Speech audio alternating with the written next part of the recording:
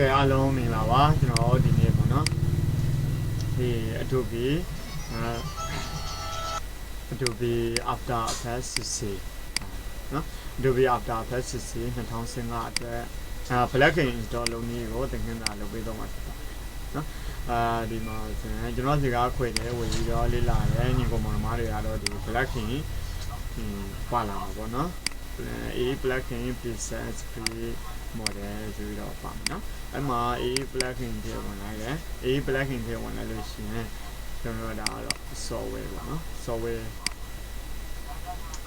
ဒီမှာဒီဘက်မှာဆိုရင် video ကိုပါလဲဒါ plugin နော် plugin နော်အဲ့မှာအခု install လုပ်မှာကဒီ basic element 3D နော်ဒီကောင်လေးကို install လုပ်နော်ကဲဒါဆိုရင်တော့အခုတို့ကို install လုပ်ဖို့တဲ့တော့ဒီမှာ installer ရှိမယ်နောက်ပြီးတော့1 2 3ဒီ3 file ပေါ့နော် right click ထောက်ပါတယ် right click ထောက်ပြီးတော့ extract ရနေဖြစ်တယ်နော်ကဲဒါဆိုရင်အခုကျွန်တော်တို့ဒီနေရာမှာဒီ installer လေးတွေကိုကျွန်တော်တို့ကfolder လေးတစ်ခုနဲ့လုပ်လိုက်နော်ဒီကောင်လေးတွေကို folder လေးတစ်ခုနဲ့လုပ်မယ်element element 3D 2.2 နော်အဲ့ဒီမှာစုပြီးတော့ထည့်လိုက်နော်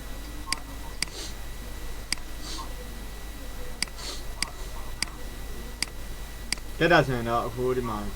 element license နော် element license file ရှိတယ်နောက်ပြီးတော့ဒီဘက်မှာဆိုရင်ဒါ element နော်နောက်ပြီးတော့ဒီဘက်မှာဆိုရင်နောက်ထပ်ပါရှိတယ်installer နော် element installer ဒီကောင်လေးကို double click နှိပ်လိုက်တယ်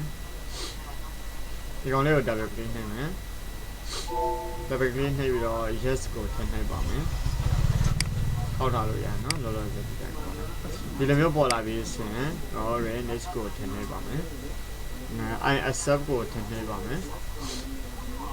After Effects 2015ကိုရွေးထားတာပေါ့နော် next ကိုထည့်နှိပ်ပါမယ်current user document next ကိုထည့်နှိပ်ပါမယ် next ကိုထည့်နှိပ်ပါမယ် installing 2015 version အတွက်ကို install လုပ်နေတာဖြစ်ပါတယ်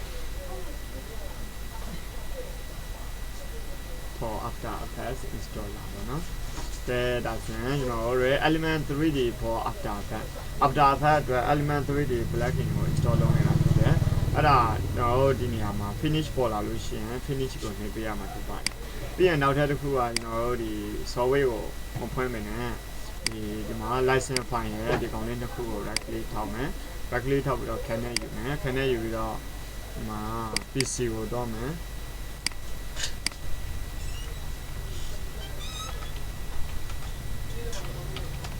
my PC ကိုတော့မယ်double click နှိပ်မယ် C program file program files Adobe After Effects spot files အဲ့မှာ plugin ဆိုတာရှိပါတယ်နော် plugin ကနေပြီးတော့ video compiler right click ထောက် paste ရမယ် replace the file continue ကိုထည့်နှိပ်ပါမယ်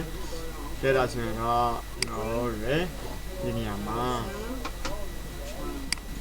နားလည်ထားမယ်နော်ပြီးရင်တော့ After Effects ကိုဖွင့်ပါမယ်ဒါကတော့ကျွန်တော်အသုံးပြုနေတာ After Effects 2015နော်သူကပါတယ်လုပ်လို့ရတယ်ဆိုတော့ 3D ဇာတ်သားလေးတွေလုပ်လို့ရတယ် animation တွေလုပ်လို့ရတယ်များသောအားဖြင့်ဒီ software ပေးနေရာတွေမှာသုံးလဲဆိုတော့ Bollywood ဇာတ်ကားရဲ့ Bollywood ဇာတ်ကားတွေမှာ animation လုပ်တဲ့အခါမှာဒီ software ကိုအသုံးပြုပြီးတော့လုပ်တာများပါတယ်software နဲ့ပတ်သက်ပြီးတော့သင်ခန်းစာပေါင်း300လောက်တော့လုပ်ထားတာပေါ့နော်အခုတခါဒီ After Effects 60အတွက်ပေါ့နော် ECS နဲ့ကတော့အများကြီးလုပ်ထားတာရှိပါတယ်သင်ခန်းစာတွေနော်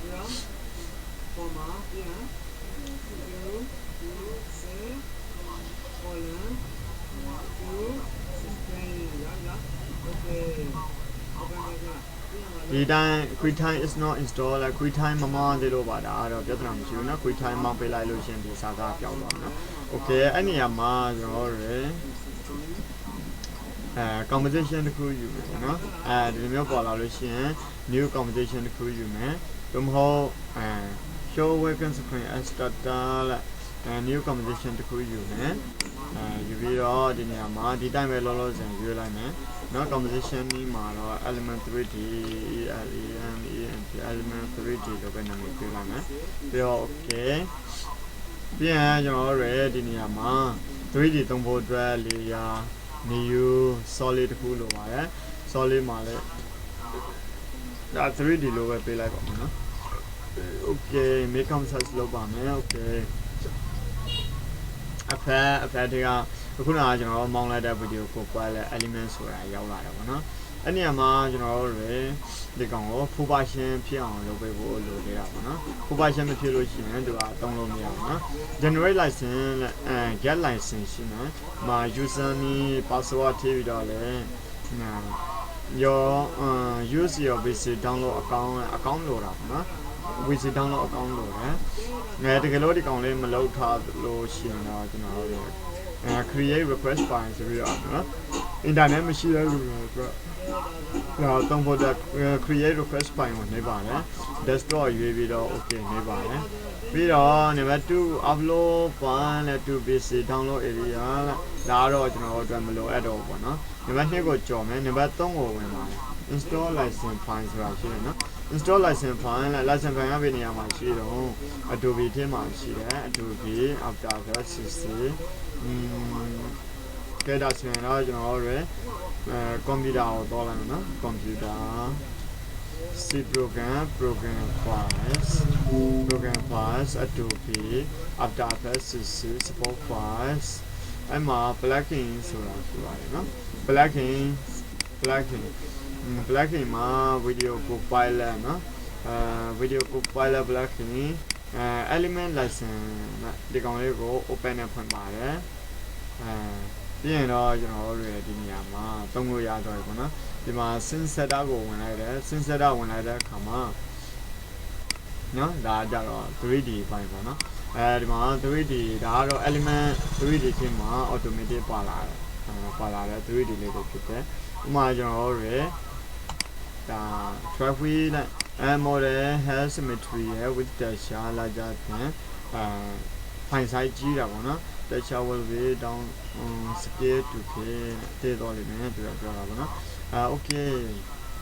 ပေးလိုက်ပြဿနာမရှိဘူးနော်သူက file size အကြီးလောက်ထားတာဖြစ်တဲ့အတွက်သူကနော် okay ဒီမှာဆိုရင် wheel လေးပေါ့နော်ဒီ wheel လေးကိုကျွန်တော်တို့ထပ်ပေါ်ချင်တယ်ဆိုရင်ပေါ်လို့ရတယ်အများကြီးလုပ်လို့ရတာပေါ့နော် track ring နော် track ring track tire မျိုးရှိတယ်နော် track ring ဒီက resolution အမြင့်နဲ့လောက်ထားတာဖြစ်တဲ့အတွက်ကျွန်တော်တို့အတွက်အများကြီးအသုံးပြုလို့ရတယ်ပေါ့နော်နောက်ထပ်ကျွန်တော်တို့ဒီကနေပြီးတော့လဲ import ထည့်လို့ရတယ်နော်ဒီမှာရှိနေအောင်လေးသုံးလို့ရတယ် C4 တွေနဲ့လောက်ထားတဲ့ file တွေဆိုရင်ဒီကနေပြီးတော့အသုံးပြုလို့ရတယ်နော် file ကနေပြီးတော့ import ဆိုပြီးတော့မှာ 3D object 3D sequence ဒီမှာကျွန်တော်တို့အတွက်အသုံးပြုလို့ရတာပေါ့နော်နောက်ပြီးတော့ဒီဖက်မှာဆိုရင် window ရှိမယ်နော်ဒါကတော့ element 3D ရဲ့မြင်ကွင်းဖြစ်ပါတယ် element 3D ကဒီ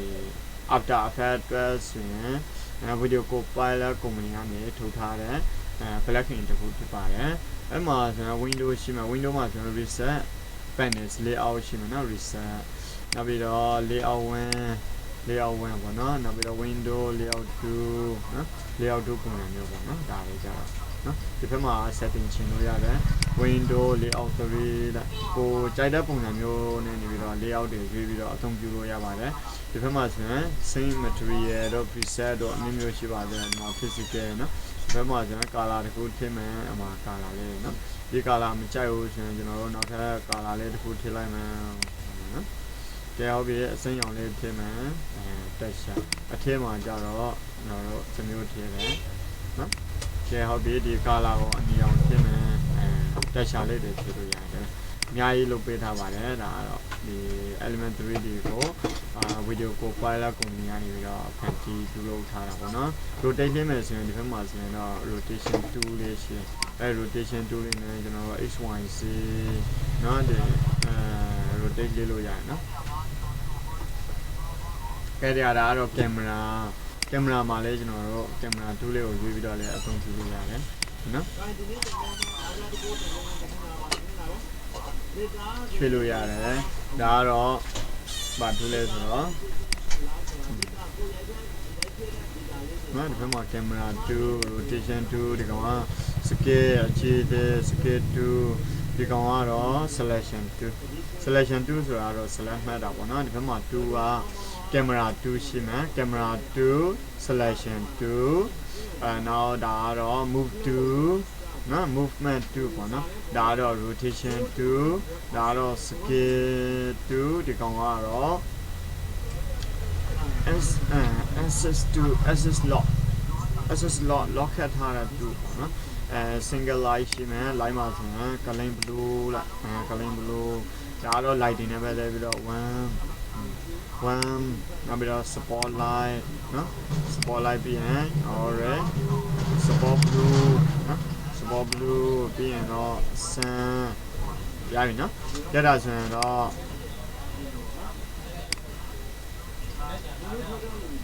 ဒါဆိုရင်တော့ဒီ element 3D နဲ့ပတ်သက်ပြီးတော့မိတ်ဆက်ပေးတာဒါကတော့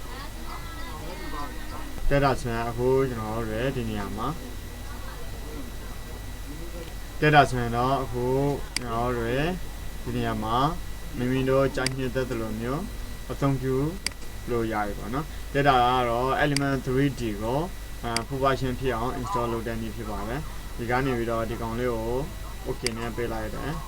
ဒီကိုရောက်လာပြီနော်တက်တာကတော့ကျွန်တော် install လုပ်နည်းကိုပဲပြောပေးတာဖြစ်တဲ့အတွက်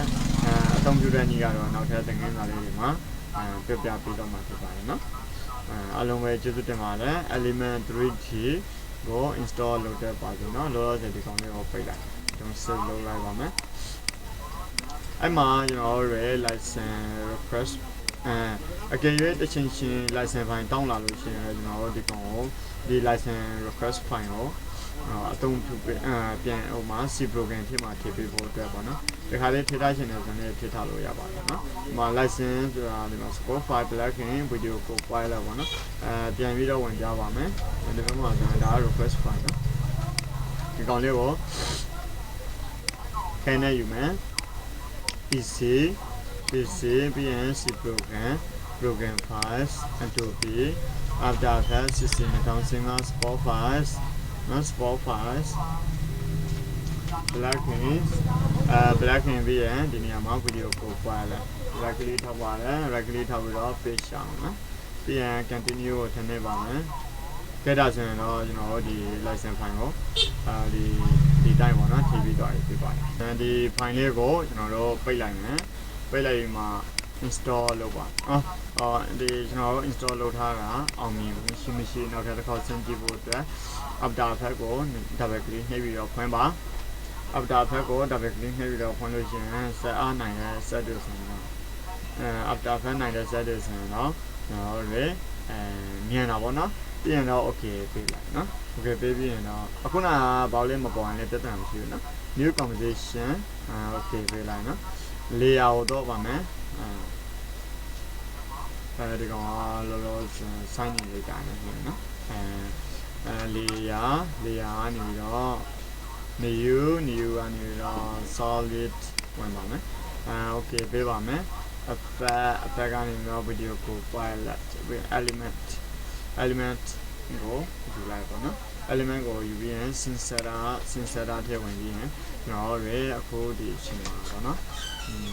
နောက်ဆက် 3D store ဆိုတာရှိတယ်ဒီမှာနော်ခဏလေး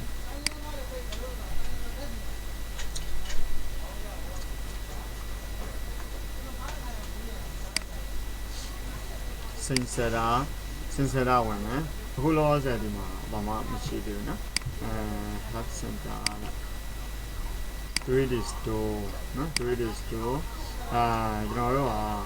ဒီ model browser ဒါ view တွေကြောင်းပါနော် reset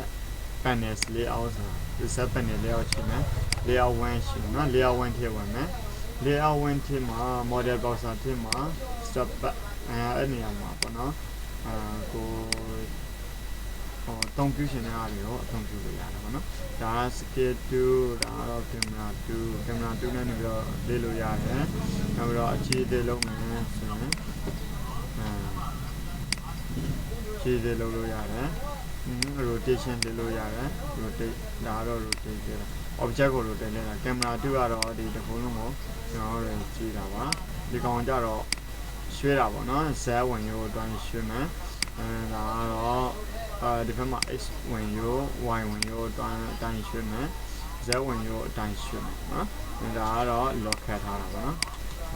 lock ခတ်ထားလို့ရှိရင်တော့အဲ့ကောင်ကြီးကမရွေးတော့ဘူးနော်ဒီတိုင်းသူကဒီဝင်ရိုးတွေပဲရွေးတော့ပြီးတော့သူကဒီနေရာမှာပဲနေတယ်နော်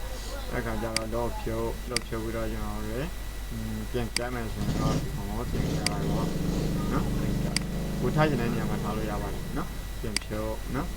ဒါကတော့ x z နော် z okay နောက်တော့ rotate လေးမယ်ဆိုရင် rotate လေးလို့ရတယ်နော် rotation လို့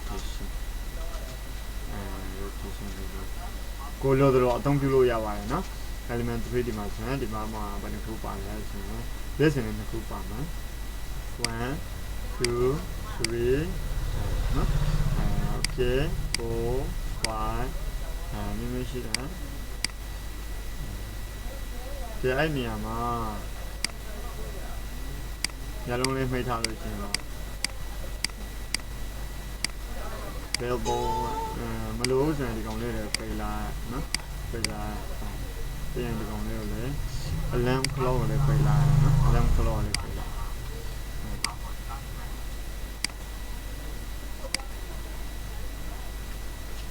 ဒီနေရာမှာဗီဒီယိုဖိုင်လေးတွေထည့်ပြီးတော့အသုံးပြုလို့ရတာပေါ့နော်ဒီနေရာမှာဗီဒီယိုဖိုင်လေးထည့်မှာဆိုရင်ဒီကောင်ကို okay ပေးလိုက်ဒီနေရာရောက်လာပြီဆိုရင်ကျွန်တော်ကင်မရာတူးလေးနဲ့ရေးလို့ရတယ်နော်အဲ့ဒါတော့နောက်ထပ်သင်ခန်းစာလေးတွေမှာကျွန်တော်အသေးစိတ်ရှင်းပြပေးတော့မှာဖြစ်ပါတယ်ဒီသင်ခန်းစာတော့ဒီလောက်ပါပဲအားလုံးပဲကျေးဇူးတင်ပါတယ် Adobe After Effects 2015ကို2015အတွက် Element 3D plugin ကို install လုပ်ရပါစေပေါ့နော်